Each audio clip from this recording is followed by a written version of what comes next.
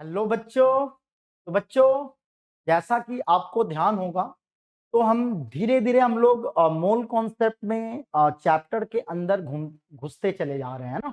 तो यहाँ पे ध्यान दो, लास्ट क्लास हमने देखा था यार कि लिमिटिंग रिएजेंट का कॉन्सेप्ट क्या होता है और फिर वो लिमिटिंग रिएजेंट का कॉन्सेप्ट की जरूरत कब होती है। जैसे मान लो एक रिएक्शन में हमें अगर एक से ज्यादा रिएक्टेंट का इंफॉर्मेशन दिया गया है। जब भी मैं इंफॉर्मेशन कह रहा हूं, इसका मतलब होता है मास, मोल और वॉल्यूम।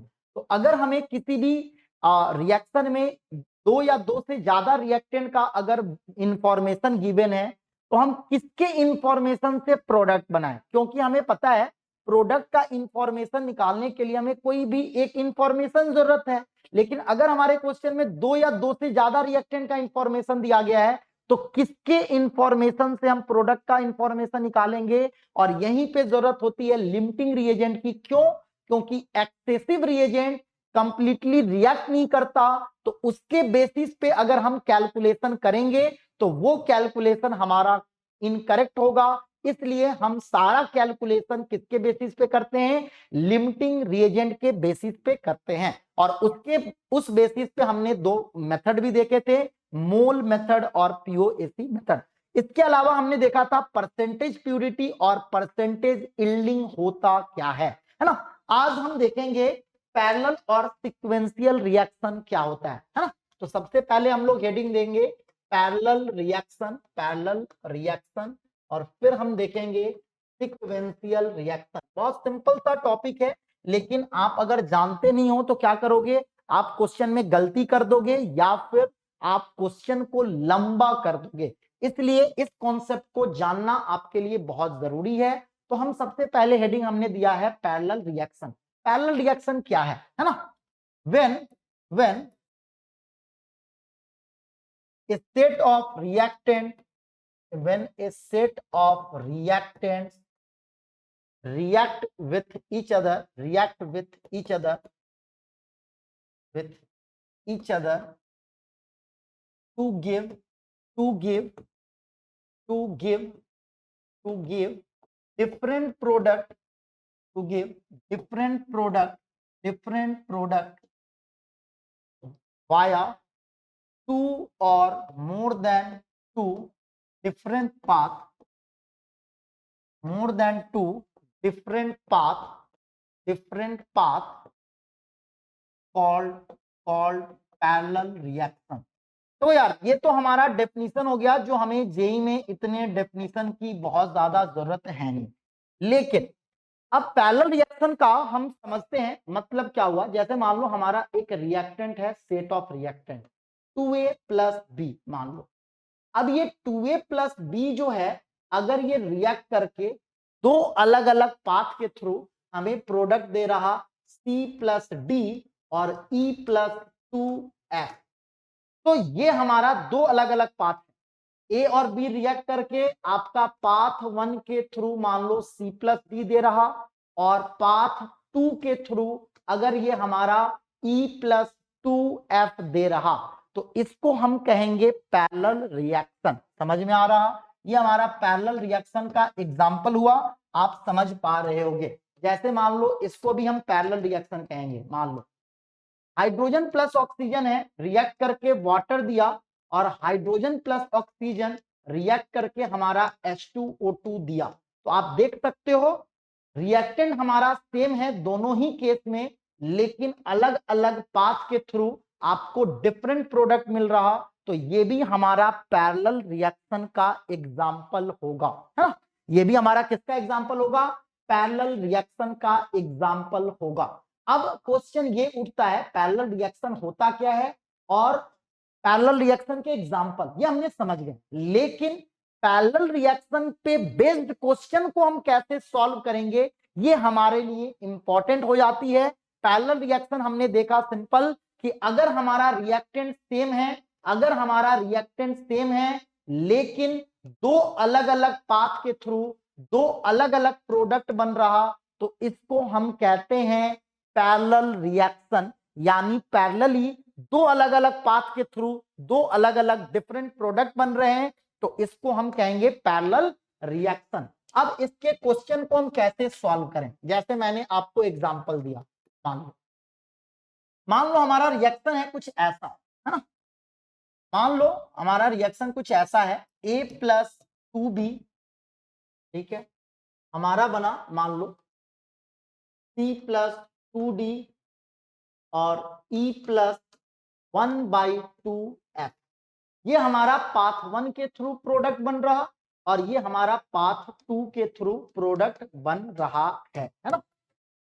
अब चलो ये दो अलग अलग प्रोडक्ट बन गए आप, है ना, ये दो अलग अलग प्रोडक्ट बन गए हमारा, ठीक है। अब हमें क्या गिवन है, हमें गिवन क्या है, तो हमें गिवन है मान लो A का इनिशियल मोल दिया गया है सपोज 10 मोल्स, B का इनिशियल मोल दिया गया है 30 मोल्स। यहां पे ये गिवन है और ये इनिशियल मोल है, और जब हमने रिएक्शन स्टार्ट किया तो C का मोल नहीं दिया, D का मोल भी नहीं दिया गया है, मतलब दिया गया है 0 है। जब रिएक्शन स्टार्ट हुआ है तो उस समय C और D बेटा बना ही नहीं है। जैसे हम जब रिएक्शन को स्टार्ट करते हैं तो प्रोडक्ट बना ही नहीं है, तो उस समय प्रोडक्ट का कंसंट्रेशन क्या होगा, 0 होगा। तो प्रोडक्ट का उस समय नंबर ऑफ मोल्स जो है वो हमारा 0 0 है ना। अब चलिए फाइनली क्या दिया गया है, तो फाइनली हमें दिया गया है A का मोल कि ये मान लो 3 मोल्स इसका लेफ्ट हो रहा बचा हुआ है, तो B का कितना मोल्स बचा होगा ये आपको बताना है ना, ठीक है।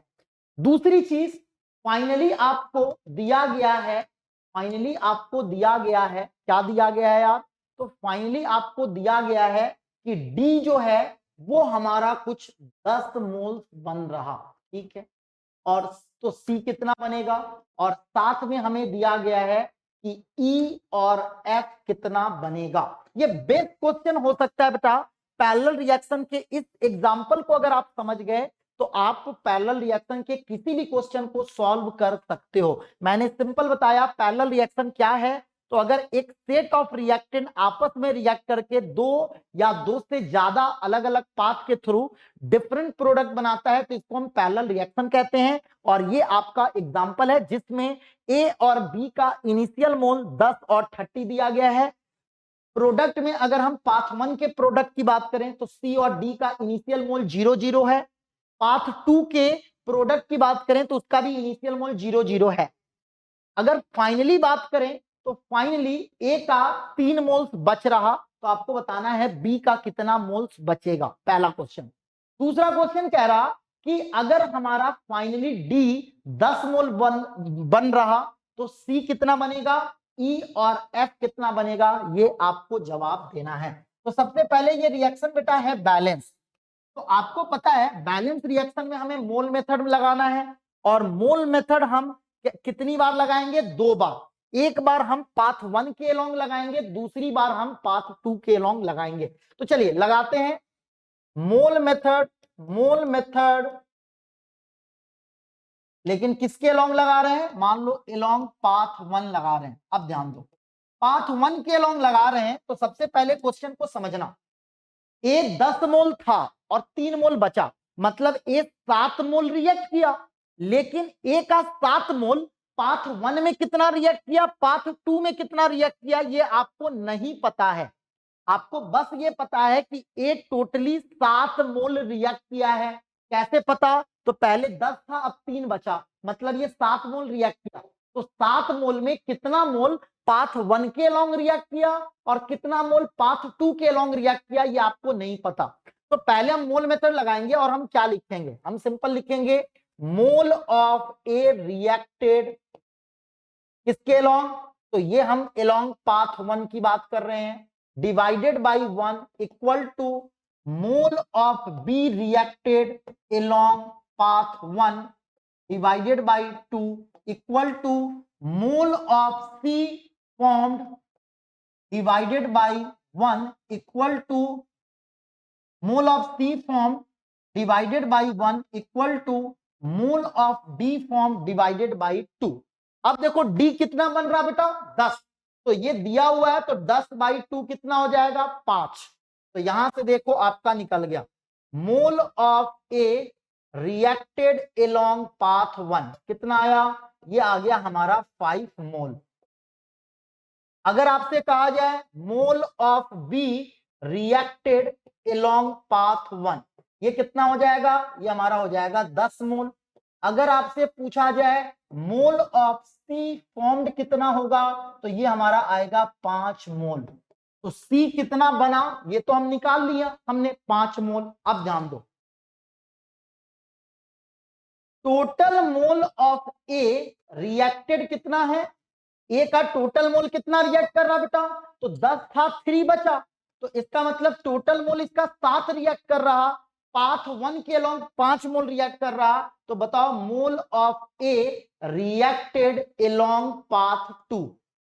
टोटल मोल ए का 7 मोल रिएक्ट किया, पाथ 1 के अलोंग 5 मोल रिएक्ट किया, तो पाथ 2 के अलोंग कितना रिएक्ट करेगा? 2 मोल रिएक्ट करेगा। अब पाथ 2 के लिए ए का मोल निकल गया, तो फिर से आप मोल मेथड अप्लाई कर दो। मोल मेथड आप किसके अलोंग अप्लाई करोगे बेटा? तो इस बार मोल मेथड हम अप्लाई करेंगे अलोंग पाथ 2। फिर वही कहानी, mole of a reacted along path 2 divided by 1 equal to mole of B reacted along path 2 divided by 2 equal to mole of E by 1 equal to mole of F divided by 0.5। अब मोल ए कितना react कर रहा path ए के long? 2 मोल। तो देखो सारा कुछ निकल गया ना। Mole of B reacted along path 2, ये आ गया हमारा 4 मोल। देखो 4 मोल आया, 2 को 2 से मल्टीप्लाई कर देंगे, ई कितना होगा? तो 1 को 2 से मल्टीप्लाई करेंगे तो 2 आ जाएगा। मोल ऑफ ई फॉर्म्ड कितना आया? तो ये हमारा 2 इंटू 1 यानी 2 मोल्स आ गया। और अगर हमें कहा जाए मोल ऑफ एफ फॉर्म्ड कितना हुआ, तो ये हमारा हुआ, एफ कितना हुआ देखो बेटा? तो एफ हुआ 0.5 इंटू 2, 0.5 इंटू 2, 0.5 इंटू 2, ये हमारा आ गया 1 मोल। अब देखो अगर हमसे पूछा जाए total mole of B reacted क्या होगा, तो सिंपल सी बात है, mole of B reacted along path 1 plus mole of B reacted along path 2। Path 2 में बी कितना रिएक्ट कर रहा? 4 मोल। और ए के अलोंग सॉरी पाथ 1 के अलोंग बी कितना रिएक्ट कर रहा? 10 मोल। तो टोटल कितना रिएक्ट किया? 14 मोल। अब बी टोटल 14 मोल रिएक्ट किया, तो अगर आपसे पूछा जाए मोल ऑफ बी लेफ्ट कितना हुआ, तो पहले बी का मोल था 30, 14 मोल रिएक्ट कर गया, तो बचा कितना? 16 मोल। समझ में आया? मैं फिर से एक बार क्वेश्चन को समझा देता हूं बेटा। पैरेलल रिएक्शन में हमने क्या देखा यार? पैरेलल रिएक्शन में तो हमने सिंपल सा कॉन्सेप्ट देखा यार कि हमें दो अलग अलग पाथ है, तो दोनों पाथ के लॉन्ग आपको मोल मेथड अप्लाई करना है। अब आपके पास कहानी क्या है? सिंपल कि पाथ 1 में एक का मोल पता है, डी का मोल पता है, तो डी के मोल से आप सी का मोल निकाल लोगे। ठीक है, तो वो निकल गया। और डी से आप वो मोल ए का और बी का निकाल लोगे जो पाथ 1 के अलोंग रिएक्ट कर रहा। अब ध्यान दो, पाथ 1 के अलोंग ए रिएक्ट कर रहा 5 और बी रिएक्ट कर रहा 10, ये निकल गया। ए 10 था, 3 बचा है, मतलब ये टोटल 7 रिएक्ट किया है। 7 मोल में 5 मोल आपका पाथ 1 के अलोंग रिएक्ट किया, मतलब पाथ 2 के अलोंग इसका 2 मोल रिएक्ट करेगा। अब देखो पाथ 2 के लिए हमें एक का इंफॉर्मेशन पता है, तो ए के इंफॉर्मेशन से हम बी कितना रिएक्ट किया पाथ 2 के अलोंग, ई कितना बना और एफ कितना बना वो हमारा निकल जाएगा। और इस तरह से हमारा क्वेश्चन सॉल्व हो गया। एक और मैं क्वेश्चन देता हूं, इसके बाद हम सीक्वेंशियल रिएक्शन पे बढ़ चलेंगे। अब जैसे मान लो मैंने एक रिएक्शन दिया कुछ ऐसा, 3E प्लस एफ है, यहां पे मान लो कुछ है हमारा B प्लस 2C, और यहां है मान लो 4A प्लस D। फिर से वही क्वेश्चन है, यहां पे इनिशियली जो है इनिशियली जो है वो मान लो आपका इसका दिया गया है, मान लो 45 मोल्स, और F का जो है वो हमारा कुछ दिया गया है, मान लो 10 मोल्स। फाइनली जो है फाइनली वो हमें E और F का मोल्स नहीं पता है, ठीक है। इनिशियली अगर मैं बात करूं तो B और C का मोल 0-0 है और A और D का मोल भी 0-0 है। अब चलिए फाइनली अगर मैं बात करूं तो हमारा B का मोल निकालना है और C का मोल हमें दिया गया है कुछ 8 मोल। अच्छा, फाइनली अगर मैं बात करूं तो हमें A का मोल निकालना है और D का मोल जो है वो हमें 5 मोल दिया गया है। अब जो जो क्वेश्चन है वो आपको सॉल्व करना है, फिर वही कहानी, रिएक्शन बैलेंस है यार, दो अलग अलग पाथ है, पाथ 1 और पाथ 2, तो आपको दोनों अलग अलग पाथ के लिए मोल मेथड अप्लाई करना होगा। तो चलिए अप्लाई करते हैं। Mole method along path 2, sorry along path 1। Path 1 के अलोंग अगर हम मोल मेथड अप्लाई करें तो हम क्या लिखेंगे, हम सिंपल लिखेंगे ना, mole of E reacted along path 1 divided by 3 equal to mole of F reacted along path 1 divided by 1 equal to mole of B formed divided by 1 equal to mole of C form divided by 2। C का mole बन रहा 8, तो 8/2 होगा 4। अब यहां से देखो आपको डाटा निकल गया, मोल of E reacted along path 1 कितना आ गया, 4 इंटू 3 ना, 3 इंटू 4 कितना आ गया, 12 मोल। अगर मैं कहूं मोल of F reacted along path 1 कितना आया, तो 1 इंटू 4, 4 आ गया, 4 मोल्स। चलिए बी का कितना होगा, तो 1 into 4, B mole of B formed कितना होगा, तो ये भी हमारा 4 मोल्स आ गया, ठीक है। अब चलिए अगला बार फिर क्या करेंगे, हम मोल मेथड को अप्लाई करेंगे किसके अलोंग, पाथ 2 के अलोंग, मोल मेथड अलोंग पाथ 2। जब पाथ 2 के अलोंग मोल मेथड लगाएंगे तो फिर वही कहानी, mole of E reacted along path 2 divided by 3 equal to mole of F reacted along path 2 divided by 1 equal to mole of A formed divided by 4 equal to mole of D form divided by 1। अब D का mole कितना बना है बेटा, तो देखो एक का मोल ऑफ डी हमें 5 दिया गया है, तो इससे हम सारा इंफॉर्मेशन हमारा निकल जाएगा। मोल of E reacted along path 2 क्या होगा, 3 इंटू 5, 15 मोल्स आ जाएगा। अगर हमें कहा जाए mole of F reacted along path 2 कितना होगा, तो 1 इंटू 5, 5 मोल्स होगा।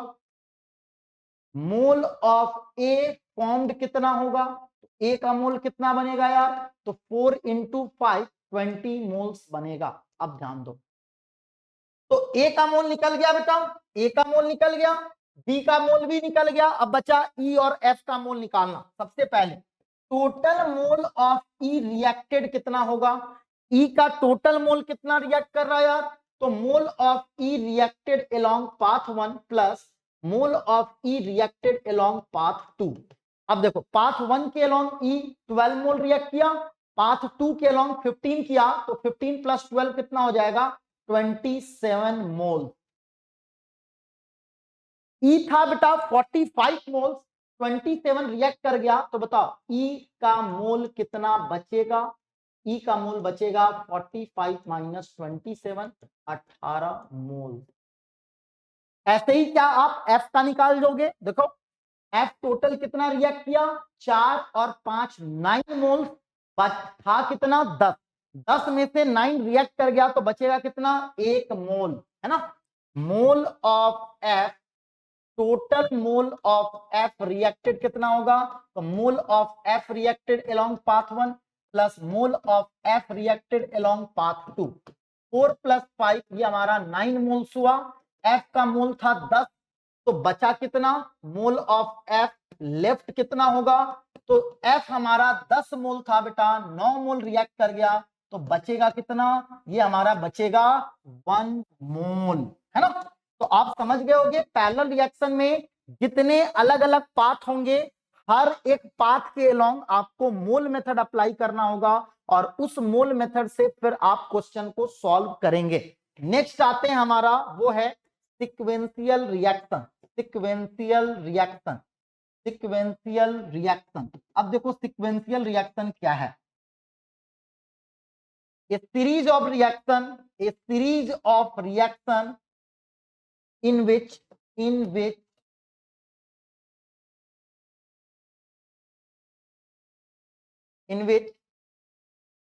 at least one compound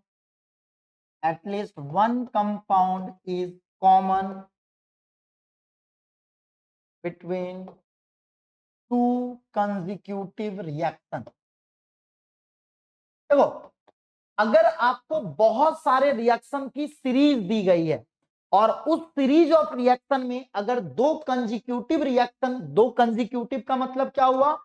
दो लगातार रिएक्शन के बीच में अगर कम से कम एक कंपाउंड अगर कॉमन होगा तो उन सारे रिएक्शन के सीरीज को हम क्या कहेंगे? Sequential reaction. जैसे मान लो मैंने अगर दिया रिएक्शन ए से बी बना, बी से सी बना, सी से डी बना। अब देखो यार, ये तीन रिएक्शन का सेट है, ये तीन रिएक्शन का सेट है। देखो हर दो कंजिक्यूटिव रिएक्शन में क्या है? एक हमारा क्या है? कॉमन कंपाउंड है। जैसे मैं और एग्जांपल देता हूं, मान लो ए प्लस बी रिएक्ट किया तो ये बन गया सी प्लस डी, है ना। सी प्लस ई रिएक्ट किया तो ये मान लो जी प्लस एच बन गया, ठीक है।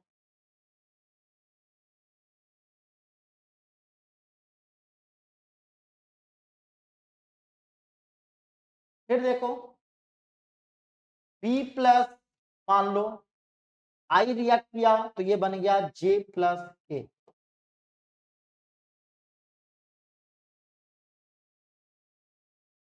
तो इन सारे रिएक्शन को हम क्या कहेंगे? इन सारे रिएक्शन को हम क्या कहेंगे बेटा? इन सारे रिएक्शन को हम सीरीज रिएक्शन कहेंगे, सीक्वेंशियल रिएक्शन। क्यों? क्योंकि ध्यान दो, इन दोनों रिएक्शन को अगर हम देखें तो इन दोनों रिएक्शन में कॉमन कौन है? कॉमन हमारा बी है, ठीक है। अगर मैं इन दोनों रिएक्शन को देखूं तो इसमें कॉमन कौन है? सी है ना। कम से कम एक कंपाउंड अगर हमारा कॉमन होगा तो बहुत सारे सेट ऑफ रिएक्शन जो सीरीज रिएक्शन की दी गई है, उस सीरीज ऑफ रिएक्शन को हम सीक्वेंशियल रिएक्शन कहेंगे। कब? जब उन सारे रिएक्शन में कम से कम एक कंपाउंड हमारा कॉमन होगा, है ना। तो इसको हम क्या कहेंगे? इसको हम सीक्वेंशियल रिएक्शन कहेंगे। जैसे सीक्वेंशियल रिएक्शन के क्वेश्चन देखो बहुत सिंपल होता है बेटा सॉल्व करना। जैसे मान लो मैंने दिया हुआ है ए प्लस बी से मान लो सी प्लस डी बन रहा, फिर जो हमारा डी है वो ई से रिएक्ट करके एफ प्लस जी बना रहा, फिर हमारा जी जो है वो एच से रिएक्ट करके आई प्लस जे बना रहा, है ना। कुछ ऐसा दिया गया। अब इसको मान लो ये बैलेंस किया हुआ है, मान लो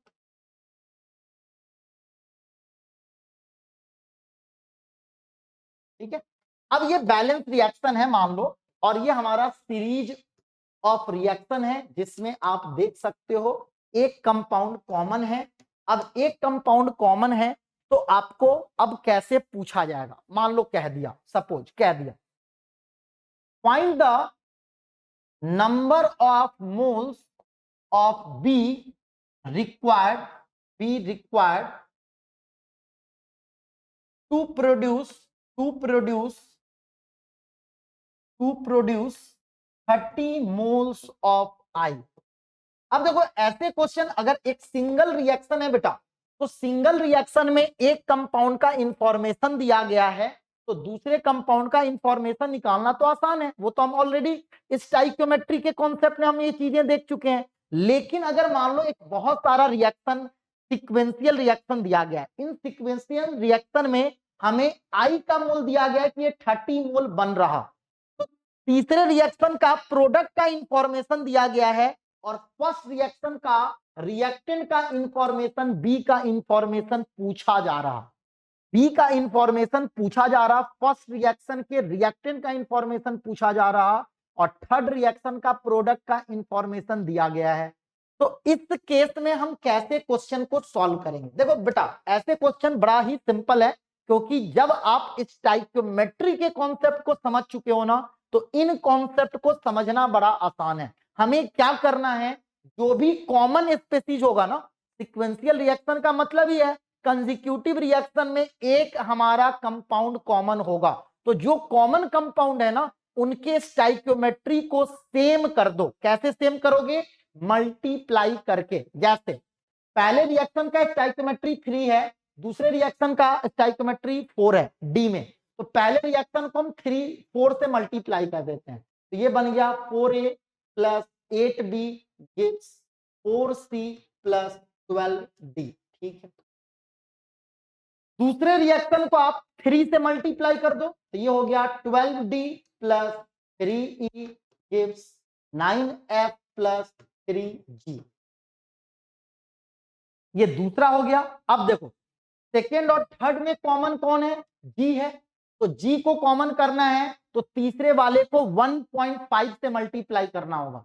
1.5 से करोगे तो ये 3 हो जाएगा, ये हमारा 1.5h हो जाएगा, ये हमारा 4.5i हो जाएगा और ये हमारा 1.5j हो जाएगा। अब देखो, मैंने कॉमन स्पेसीज के स्टाइकियोमेट्री कोफिशिएंट को सेम क्यों किया बेटा? क्योंकि हम सीक्वेंशियल रिएक्शन में हम क्या कर सकते हैं, हम अब इन तीनों रिएक्शन को एक मानकर हम मोल मेथड को अप्लाई कर सकते हैं। क्योंकि आपको पता है ना, रिएक्शन बेस्ड अगर कैलकुलेशन हमें करना है, अगर हमें एक रिएक्शन के रिएक्टेंट से दूसरे का प्रोडक्ट कुछ भी निकालना हो, तो उसके लिए हमें स्टाइकियोमेट्री का कॉन्सेप्ट लगाना है, मोल मेथड अप्लाई करना है। और मोल मेथड हम कब अप्लाई करेंगे? जब सीक्वेंशियल रिएक्शन में कॉमन स्पेसीज का स्टाइकियोमेट्रिक कोफिशिएंट अगर सेम होगा, तो अगर मान लो हमें बी का इंफॉर्मेशन पूछा जा रहा, आई का दिया गया है, तो डायरेक्ट हम बी और आई के बीच में मोल मेथड अप्लाई कर सकते हैं। डायरेक्ट लिख सकते हैं mole of B reacted divided by 8 equal to mole of I formed divided by 4.5। I का मोल कितना है? 30, तो 30 बाई 4.5 हो जाएगा। यहां से देखो मोल ऑफ बी कितना आ जाएगा? 240 बाई 4.5, इसको हम 2400 बाई 45 लिख सकते हैं। इसको 15 से अगर डिवाइड करें तो ये कितना हो जाएगा? 160 बाई 3, यानी ये हो गया 53.33 मोल। देखो क्वेश्चन कितना आसान हो गया। या फिर कहते सर हम ऐसा नहीं करेंगे तो क्वेश्चन कैसे सॉल्व होगा? तो देखो यार, इसका तरीका था कि आप 3 बार मोल मेथड निकाल लगाओ। पहली बार आप क्या करो, आई तीसरे रिएक्शन के लिए मोल मेथड लगाओगे, तो आई के मोल से जी का मोल निकल जाएगा। फिर दूसरे रिएक्शन के लिए मोल मेथड लगाओगे, तो जी के मोल से डी का मोल निकल जाएगा। फिर हम पहले रिएक्शन में मोल मेथड लगाएंगे तो डी से बी का मोल निकलेगा। तो एक तरीका यह है कि जितना रिएक्शन हो उतनी बार हम मोल मेथड को अप्लाई करें, एक तरीका। या फिर दूसरा तरीका है कि हम कॉमन स्पेसीज के स्टाइकियोमेट्रिक कोफिशिएंट को क्या कर दें? सेम कर दें, क्वेश्चन सॉल्व। जैसे देखो, अब इस बार मैं क्वेश्चन को दोनों ही तरीकों से सॉल्व करने की कोशिश करता हूं, है ना। क्वेश्चन को हम दोनों ही तरीके से सॉल्व करने की कोशिश करते हैं। जैसे मान लो एक रिएक्शन है a plus 2b gives 3c plus 1/2g। फिर हमें दिया गया मान लो 3g plus c gives e plus 2f। अब ये दिया गया, अब इस क्वेश्चन में मान लो हमें दिया गया है, पूछा जा रहा फिर से, find the number of moles of B required to produce 20 moles of F. इसका जैसा मैंने बताया, दो तरीका है क्वेश्चन को सॉल्व करने का। मेथड 1, हम क्या करें, हम दो रिएक्शन है तो 2 बार मोल मेथड लगाएं। ये बैलेंस रिएक्शन है, हम क्या लगाएंगे यार, हमें तो कॉमन स्पीसीज का चाहिए ना मोल। हम क्या करना चाहेंगे, F के मोल से हम G का मोल निकालना चाहेंगे। क्यों, ताकि हम G से हम B का मोल निकाल सकें, है ना। तो हम डायरेक्ट लगाएंगे, मोल मेथड लगाएंगे। हम क्या लिखेंगे, mole of G by 3 equal to mole of F by 2। तो यहां से देखो मोल ऑफ G क्या आएगा, ये आ जाएगा हमारा 3/2 into mole of F। F का मोल कितना है, F का मोल 20 है, तो ये हमारा आ जाएगा 30 मोल्स। अब चलिए, G का मोल 30 आ गया, तो पहले रिएक्शन में हम जब मोल मेथड लगाएंगे तो क्या लिखेंगे, mole of B by 2 equal to mole of G by 0.5। G का मोल कितना है, G का मोल 30 आया, तो 30/0.5 60 होगा। यहां से देखो मोल ऑफ B हमारा 120 मोल्स आ गया आंसर, है ना। तो एक मेथड ये है। दूसरा मेथड मैंने क्या बताया कि आप कॉमन स्पीसीज के स्टोइकियोमेट्रिक कोफिशिएंट को सेम कर दो। चलो सेम कैसे होगा, तो हाफ को अगर हम 6 से मल्टीप्लाई करेंगे तो ये 3 हो जाएगा, तो ये भी 3 ये भी 3। तो 6 से करेंगे तो देखो पहला रिएक्शन क्या बनेगा, 6A plus 12B gives 18C plus 3G। दूसरा रिएक्शन क्या है, 3G plus D gives E plus 2F। अब आप देखो कॉमन स्पीसीज का स्टोइकियोमेट्रिक कोफिशिएंट सेम है, तो आप सीधा B और F के बीच में मोल मेथड अप्लाई कर सकते हो। डायरेक्ट लिख सकते हो mole of B by 12 equal to mole of F by 2। यहां से देखो मोल ऑफ B क्या आ गया, 6 into mole of F। F का मोल 20 है, तो B का मोल 120 मोल आ जाएगा। तो दोनों तरफ से ही हम क्वेश्चन को सॉल्व कर सकते हैं, लेकिन मैंने आपको फोकस इस मेथड पे क्यों किया है, क्योंकि अगर रिएक्शन 2 है बेटा तो आसान है, हम दोनों ही मेथड कर ले। लेकिन मान लो 6-7 रिएक्शन है, तो कितनी बार मोल मेथड अप्लाई करोगे, तो उससे बेस्ट क्या है, कॉमन स्पीसीज के आप स्टोइकियोमेट्रिक कोफिशिएंट को सेम कर दो और डायरेक्ट आप सारे रिएक्शन के बीच में आप मोल मेथड अप्लाई कर सकते हो, है ना। कब, सारे रिएक्शन के बीच हम मोल मेथड कब अप्लाई करेंगे, जब सारे रिएक्शन के बीच में जो कॉमन कंपाउंड है अगर उसका स्टोइकियोमेट्रिक कोफिशिएंट सेम होगा तो हम उनके बीच में डायरेक्ट मोल मेथड अप्लाई कर सकते हैं। क्या ये बातें समझ में आई है, समझ में आई है तो आप कमेंट में कमेंट करके जरूर मुझे बताएंगे। तो ये था बेटा पैरेलल और सीक्वेंशियल रिएक्शन। मैं एक बार फिर से आपको सारी चीजों को मैं समराइज कर देता हूं ताकि हम नेक्स्ट टॉपिक पे बढ़ने से पहले आपको सारी चीजें क्लियर हो जाए। तो चलिए मैं समराइज करता हूं चीजों को। अगर मैं समराइज करूं यार, तो आपने क्या देखा है स्टोइकियोमेट्री में, आपने देखा कि अगर कोई रिएक्शन हमारा अगर बैलेंस है, तो बैलेंस अगर रिएक्शन है और एक रिएक्शन अगर हमें दिया गया है तो हम रिएक्टेंट किसी इन रिएक्टेंट और प्रोडक्ट में से किसी का भी इंफॉर्मेशन हम कैलकुलेट कर सकते हैं, किससे बेटा, मोल मेथड से। और यही है हमारा मोल मेथड। बस इस मोल मेथड में हमें क्या ध्यान में रखना है, ए बी सी डी का जो मोल है वो हमारा रिएक्टेड मोल है या फिर वो मोल है जो बन रहा है। लेकिन क्वेश्चन ये उठता है, जैसा मैंने बताया कि अगर हमारा 2 या 2 से ज्यादा रिएक्टेंट का, अगर 2 या 2 से ज्यादा रिएक्टेंट का इंफॉर्मेशन दिया गया है तो आपको पता नहीं है ना कि कौन रिएक्टेंट हमारा लिमिटिंग रिएजेंट है। क्यों, क्योंकि लिमिटिंग रिएजेंट कंप्लीटली रिएक्ट करेगा, यानी किस रिएक्टेंट से आप प्रोडक्ट का इंफॉर्मेशन निकालोगे, लिमिटिंग रिएजेंट से। तो वहां लिमिटिंग रिएजेंट का कॉन्सेप्ट आ जाएगा, सिंपल। तो लिमिटिंग रिएजेंट का कॉन्सेप्ट कब आता है, लिमिटिंग रिएजेंट का कॉन्सेप्ट कब आता है, जब हमारा 2 और मोर देन 2 और more than 2 sorry information of 2 और more than 2 reactants are given. 2 या 2 से ज्यादा रिएक्टेंट का अगर इंफॉर्मेशन दिया गया है तो आपको वहां पे लिमिटिंग रिएजेंट का कॉन्सेप्ट आएगा। और आपको पता है जिसका रेशियो मिनिमम होगा वही होगा हमारा लिमिटिंग रिएजेंट। कौन सा रेशियो?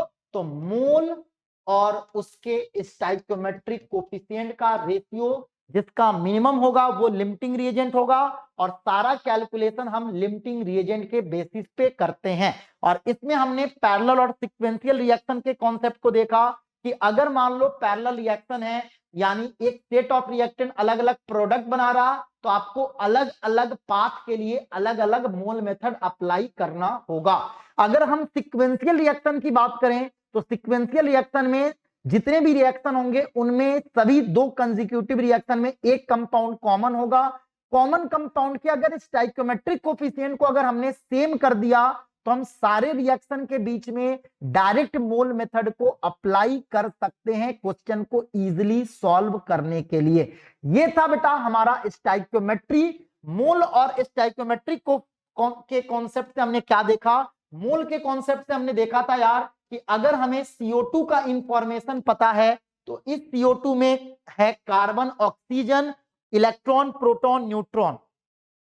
तो CO2 का अगर हमें नंबर दिया गया है तो इसके नंबर से हम CO2 का मास, CO2 का मोल, CO2 गैस है तो इसका वॉल्यूम निकाल सकते हैं।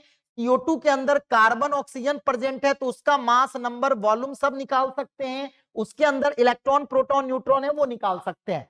लेकिन स्टोइकियोमेट्री का कॉन्सेप्ट हमें बताता है कि अगर एक रिएक्शन दिया गया है और इस रिएक्शन में रिएक्टेंट या प्रोडक्ट में से किसी एक का इंफॉर्मेशन पता है, मान लो हमें रिएक्टेंट का इंफॉर्मेशन पता है, तो रिएक्टेंट से रिएक्टेंट के अंदर जो भी चीजें हैं उसका इंफॉर्मेशन तो निकालना हम मोल से सीख चुके हैं, लेकिन स्टोइकियोमेट्री सिखाता है कि रिएक्टेंट से हम अदर रिएक्टेंट या अदर प्रोडक्ट का भी कैलकुलेशन कर सकते हैं।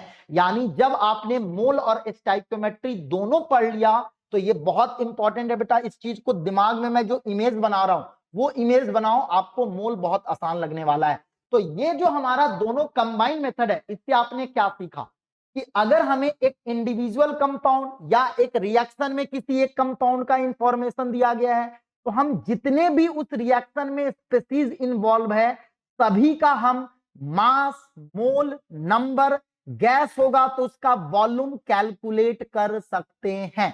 ये था हमारा मोल और स्टोइकियोमेट्री का कॉन्सेप्ट। अब आते हैं हम लोग इंपीरिकल और मॉलिक्यूलर फॉर्मूला पे। तो लिखेंगे concept empirical and molecular formula, empirical and molecular formula. अब देखो यार इंपीरिकल और मॉलिक्यूलर फॉर्मूला होता क्या है, पहले तो इसके एक एक लाइन में हम डेफिनेशन को लिख करके फिर कॉन्सेप्ट को समझेंगे। मॉलिक्यूलर फॉर्मूला हमारा क्या होता है? Molecular formula it gives the actual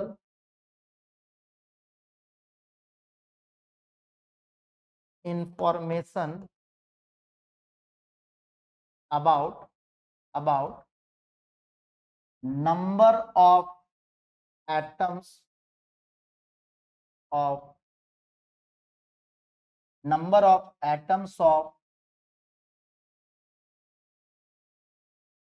about number of atoms of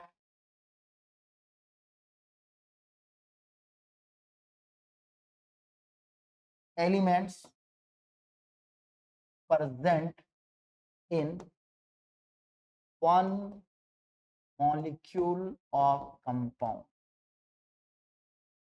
तो मॉलिक्यूलर फॉर्मूला हमें क्या बताता है? मॉलिक्यूलर फॉर्मूला हमें इंफॉर्मेशन देता है कि किसी कंपाउंड के एक मॉलिक्यूल में एक्चुअल नंबर ऑफ एटम्स किसी भी एलिमेंट के कितने प्रेजेंट हैं। जैसे मैं एग्जांपल देता हूं, अगर मैं कह रहा हूं बेंजीन एक कंपाउंड है और इस बेंजीन का ये हमारा है मॉलिक्यूलर फॉर्मूला, तो ये मॉलिक्यूलर फॉर्मूला हमें क्या इंफॉर्मेशन दे रहा? ये दे रहा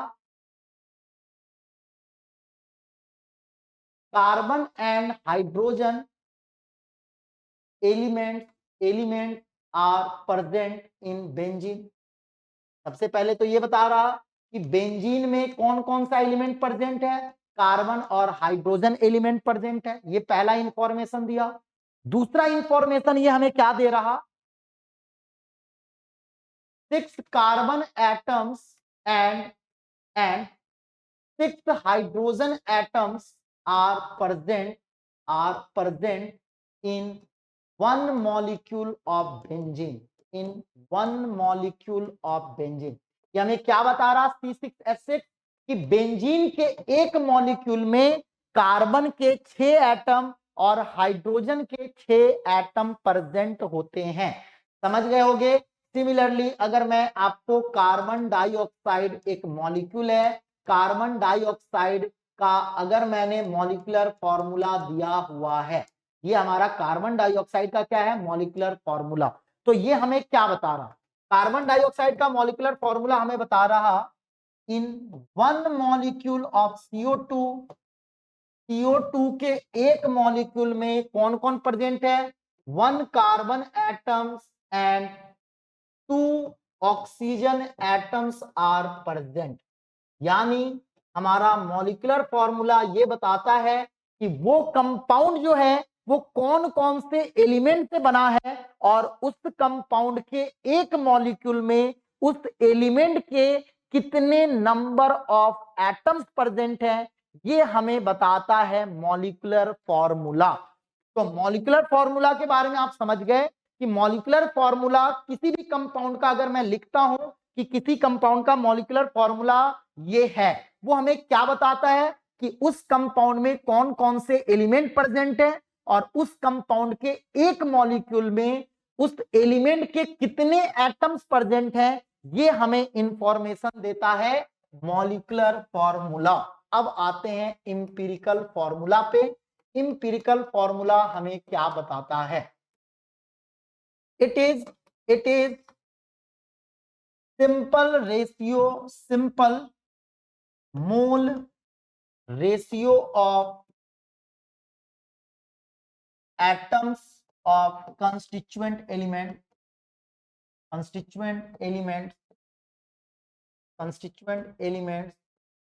present in the compound।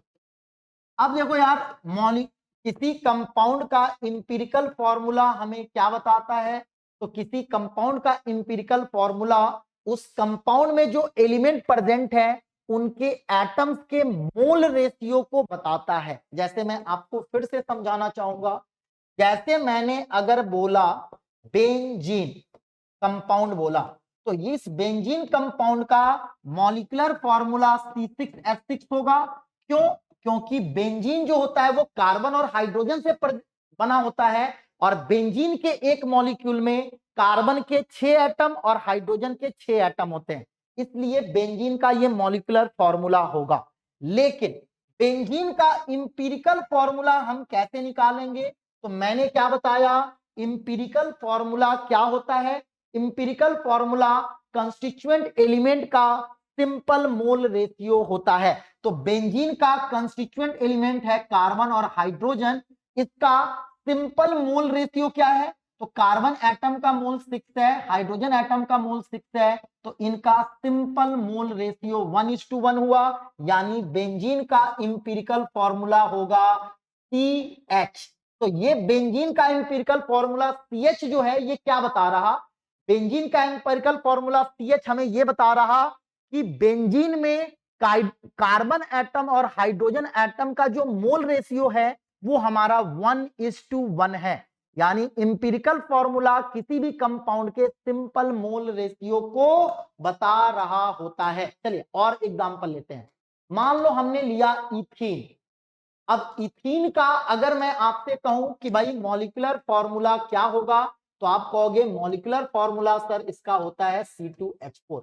तो इथीन का मॉलिक्यूलर फॉर्मूला C2H4 क्यों होता है, क्योंकि इथीन कार्बन और हाइड्रोजन से बना है, तो इथीन के फॉर्मूले में कार्बन और हाइड्रोजन आएगा, कार्बन का सिंबल और हाइड्रोजन का सिंबल। इथीन के एक मॉलिक्यूल में कार्बन के 2 एटम होते हैं और हाइड्रोजन के 4 एटम होते हैं, इसलिए इथीन का मॉलिक्यूलर फॉर्मूला C2H4 होगा। कार्बन एक मॉलिक्यूल में 2 है, हाइड्रोजन 4 है। लेकिन अगर मुझे इथीन का इंपिरिकल फॉर्मूला अगर बताना है तो उसके लिए हमें क्या करना होगा, कार्बन एटम और हाइड्रोजन एटम का सिंपल मोल रेशियो निकालना होगा। कार्बन एटम और हाइड्रोजन एटम का सिंपल मोल रेशियो कितना है एटम का, 1:2। तो इथीन का इंपिरिकल फॉर्मूला होगा CH2। तो इथीन का जो इंपिरिकल फॉर्मूला CH2 है, ये हमें कौन सा इंफॉर्मेशन दे रहा है यार? ये हमें ये इंफॉर्मेशन दे रहा कि इथीन में कार्बन और हाइड्रोजन एटम का जो मोल रेशियो है वो हमारा 1:2 है, यानी उसके एटम के मोल रेशियो को बताता है इंपिरिकल फॉर्मूला, जबकि मॉलिक्यूलर फॉर्मूला उस कंपाउंड के एक मॉलिक्यूल में एक्चुअल नंबर ऑफ एटम्स कितने प्रेजेंट है, ये इंफॉर्मेशन हमें देता है मॉलिक्यूलर फॉर्मूला। अब चलो मान लो मैं लेता हूं इथाइन, सपोज इथाइन, तो आप देखो इथाइन जो है, इथाइन का मॉलिक्यूलर फॉर्मूला अगर आपसे मैं बोलूं क्या होता है, तो आप कहोगे सर C2H2। क्यों? क्योंकि इथाइन कार्बन और हाइड्रोजन से बना है, और कार्बन और हाइड्रोजन से बना है, लेकिन इथाइन के एक मॉलिक्यूल में कार्बन के 2 एटम, हाइड्रोजन के 2 एटम प्रेजेंट होते हैं, इसलिए इथाइन का मॉलिक्यूलर फॉर्मूला C2H2 होगा। लेकिन अगर हमें इथाइन का इंपिरिकल फॉर्मूला निकालना है तो हमें उसमें प्रेजेंट जो एलिमेंट है उसका सिंपल मोल रेशियो एटम का लेना होगा। कार्बन एटम और हाइड्रोजन एटम का अगर मैं सिंपल मोल रेशियो निकालूं तो ये कितना होगा 1:1, यानी इथाइन का इंपिरिकल फॉर्मूला CH होगा। ये मैंने एग्जांपल जानबूझ के लिया, क्यों? क्योंकि बेंजीन का भी इंपिरिकल फॉर्मूला CH है, इथाइन का भी इंपिरिकल फॉर्मूला CH है, लेकिन दोनों का मॉलिक्यूलर फॉर्मूला अलग है।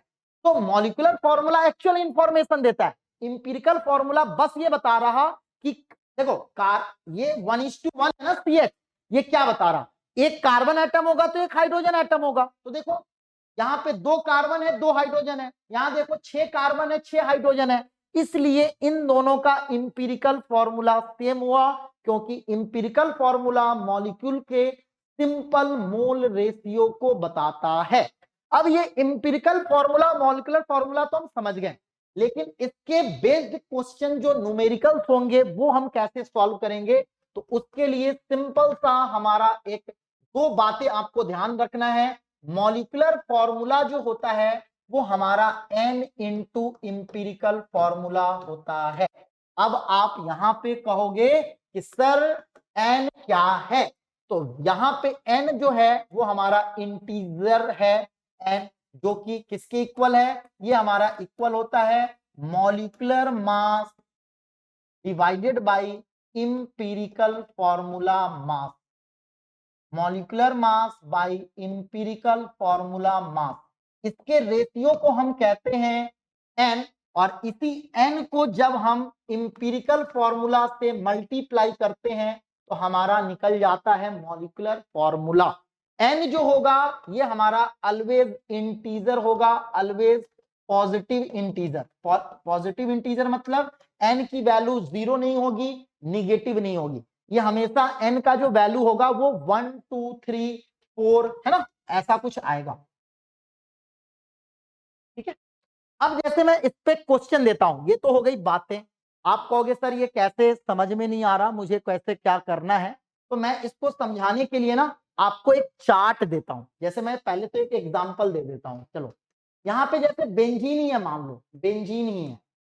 अब ये बेंजीन है, मान लो मैंने बेंजीन लिया, तो आपको पता है बेंजीन अगर मैं कंपाउंड बोल दूं तब तो आपको इसका मॉलिक्यूलर फॉर्मूला भी पता है, सर इसका मॉलिक्यूलर फॉर्मूला होगा C6H6। इसका मैं इंपिरिकल फॉर्मूला की बात करूं तो वो कार्बन हाइड्रोजन का सिंपल मोल रेशियो 6:6 यानी 1:1, इसका इंपिरिकल फॉर्मूला होगा CH। अब मैं आपको कहूं कि मॉलिक्यूलर मास क्या होगा, आप कहोगे सर 78 होगा, कार्बन का 12 तो 6 कार्बन का 72, हाइड्रोजन का 1 तो 6 का 6, 72 प्लस 6 78। अगर मैं आपसे कहूं इंपिरिकल फॉर्मूला मास क्या होगा, तो वो आपका होगा इंपिरिकल फॉर्मूला मास क्या होगा, तो कार्बन इंपिरिकल फॉर्मूला ये है, इसका मास निकालते हैं, कार्बन का 12 हाइड्रोजन का 1, ये हो गया 13। तो मैं आपको ये बता रहा था n कैसे निकलेगा, n हमारा होता है molecular mass divided by empirical formula mass, empirical formula mass है ना। तो यहां पे देखो 78/13 यानी ये आ गया हमारा 6। तो आपको मैंने क्या बताया, यही n को जब हम इंपिरिकल फॉर्मूला यानी 6 को जब हम इंपिरिकल फॉर्मूला से मल्टीप्लाई करेंगे तो क्या मिलेगा, C6H6, जो कि मॉलिक्यूलर फॉर्मूला होगा। तो यही रिलेशन है, इसके लिए समझाने के लिए मैंने ये चीजें समझाई है ना। मॉलिक्यूलर फॉर्मूला क्या है, इंपिरिकल फॉर्मूला क्या है, चीजें समझ में नहीं आए आप पॉज करके फिर से दोबारा समझना। मैंने चीजों को बहुत ही बारीकी से चीजों को एक्सप्लेन किया है। अब इसके हम क्वेश्चन को देखते हैं यार, तो आपको और चीजें क्लियर होंगी। चलो एक क्वेश्चन देखते हैं। दिया हुआ है, मान लो in a hydrocarbon percentage by mass of carbon is 80, then find the empirical formula of hydrocarbon।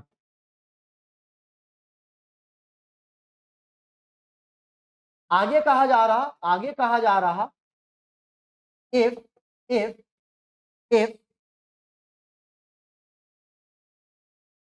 150 gram of if volume of 150 gram of hydrocarbon is 112 liter at NTP, then find its molecular formula। अब जैसे मान लो ये question मैंने दिया यार आपको समझाने के लिए कि आप इंपिरिकल फॉर्मूला और मॉलिक्यूलर फॉर्मूला बेस्ड क्वेश्चन को कैसे आप देखोगे, कैसे उसको ट्राई करोगे, अटेम्प्ट करोगे। जब भी हमें इंपिरिकल फॉर्मूला निकालना है, इसका मतलब है कि हमें कंस्टिट्यूएंट एलिमेंट के एटम का मोल रेशियो निकालना होगा, क्योंकि इंपिरिकल फॉर्मूला क्या होता है, कंस्टिट्यूएंट एलिमेंट के एटम के मोल का रेशियो होता है। तो यहां ध्यान दो, जैसे ही हमें बोला हाइड्रोकार्बन का मतलब वो कंपाउंड जो हाइड्रोजन और कार्बन से बना हुआ है उसको हम हाइड्रोकार्बन कहते हैं। यानी हमें कार्बन और हाइड्रोजन का सिंपल मोल रेशियो अगर हमने निकाल लिया तो हमारा काम बन जाएगा, हम इंपिरिकल फॉर्मूला को निकाल लेंगे। अब चलो मान लेते हैं let total mass of hydrocarbon, हमने मान लिया कि मान लो हाइड्रोकार्बन का टोटल मास जो है वो हमारा 100 ग्राम है। तो बताओ मास ऑफ कार्बन कितना होगा, 80 ग्राम, क्योंकि कार्बन का परसेंटेज बाय मास 80 दिया गया है। तो अगर हाइड्रोकार्बन का टोटल मास 80 है, 100 है, तो कार्बन का मास 80 होगा। हाइड्रोकार्बन कार्बन और हाइड्रोजन से बना है, 100 ग्राम में 80 ग्राम कार्बन है, तो हाइड्रोजन कितना होगा, 20 ग्राम होगा।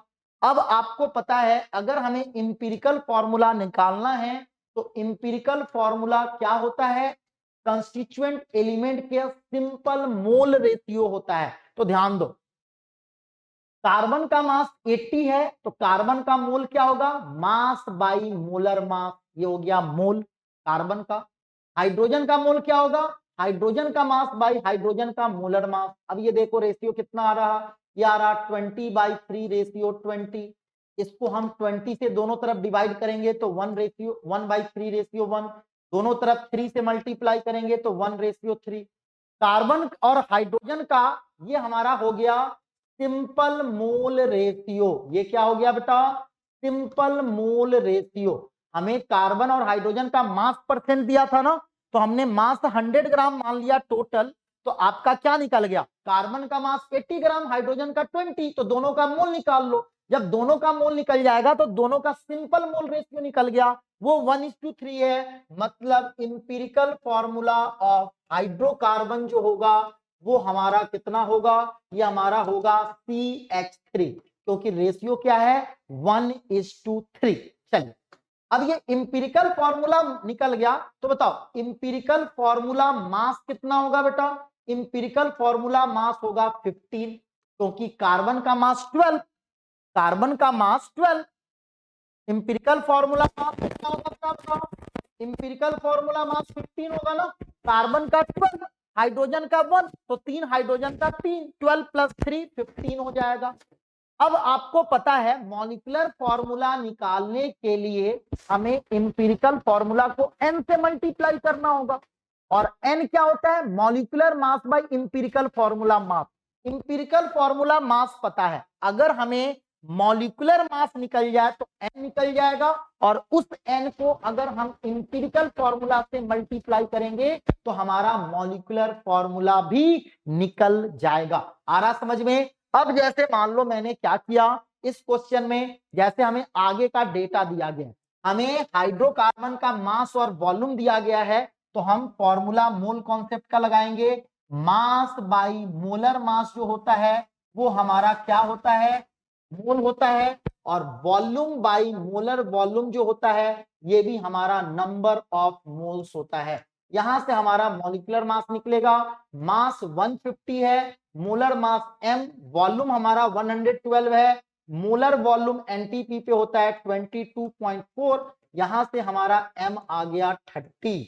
अब मोलर मास जो होता है वो ग्राम पर मोल में होता है, और मॉलिक्यूलर मास एमयू में होता है, बट न्यूमेरिकल वैल्यू तो सेम ही होता है, तो n क्या हो जाएगा? n होगा m by empirical formula mass, यानी 30/15, 2 आ गया।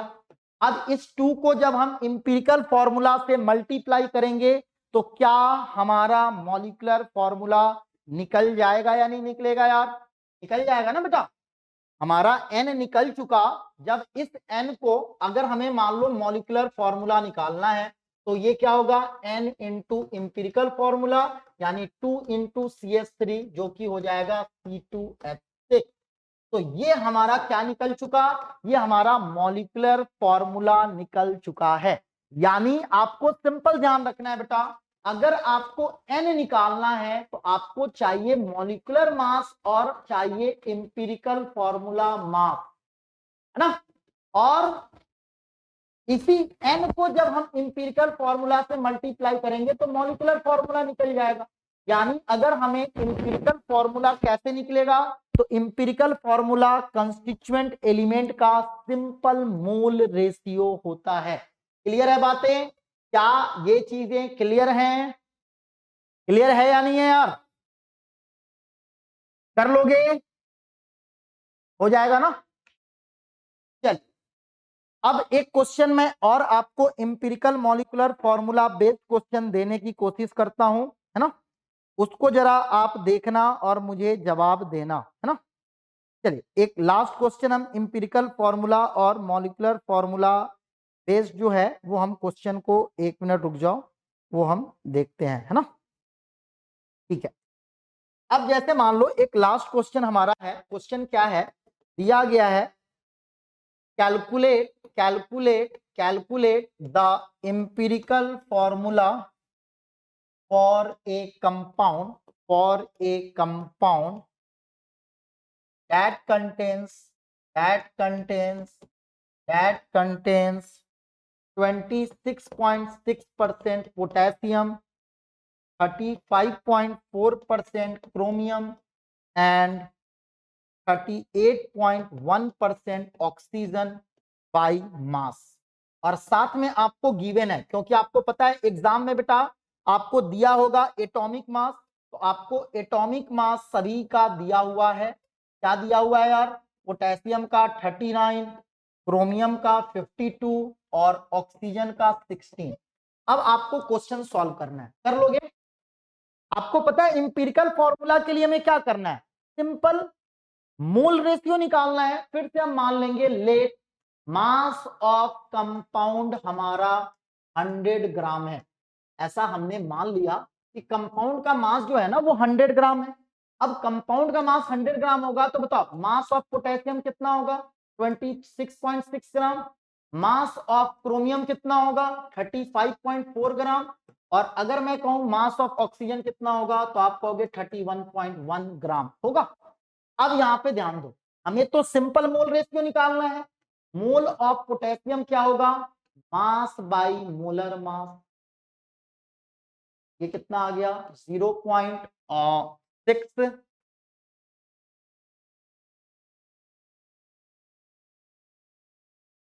कुछ 0.68 आ रहा।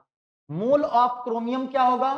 मास बाई मोलर मास, ये हमारा कितना आ गया 0.68 के अराउंड ही आ रहा। चलिए मोल ऑफ ऑक्सीजन क्या होगा, मास बाई मोलर मास, ये कितना आ गया 2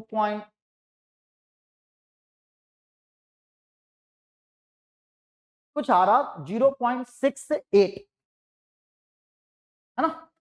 अब ध्यान दो, अब हमें इंपिरिकल फॉर्मूला निकालना है, तो हमें mole of potassium, mole of chromium और मोल ऑफ ऑक्सीजन का रेशियो निकालना है, जो कि 0.68 रेशियो पॉइंट पर ये कितना हुआ 0.68 रेशियो 0.68 रेशियो 2.37, जो कि अप्रोक्स हमारा आ जाएगा 1:1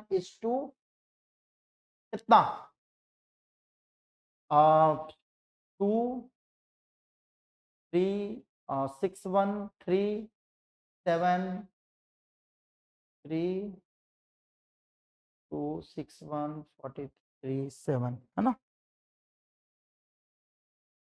हाँ ठीक है, तो ये हमारा लगभग कितना आ रहा है यार, ये लगभग हमारा 204 और 3.5 के अराउंड आ रहा, तो इसको 2 से मल्टीप्लाई कर दो, तो ये क्या हो जाएगा 2:7, मतलब फॉर्मूला क्या हो जाएगा K2Cr2O7 पोटेशियम डाइक्रोमेट।